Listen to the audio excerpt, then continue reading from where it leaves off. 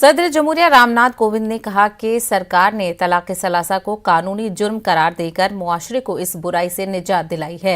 उन्होंने कहा कि सफर हज के दौरान सिर्फ महरम के साथ सफर करने वाली पाबंदी भी हटाई गई है। सरकार ने 3 तलाक को कानूनन अपराध घोषित कर समाज को इस कुप्रथा से मुक्त करने की शुरुआत की है।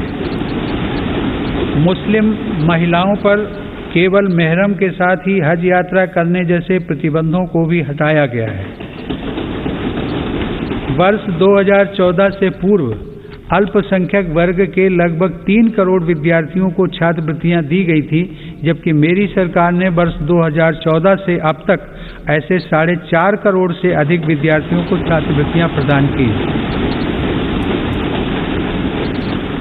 इससे मुस्लिम बालिकाओं के स्कूल छोड़ने की दर में महत्वपूर्ण कमी दर्ज की गई है तथा उनके प्रवेश में वृद्धि देखी गई है।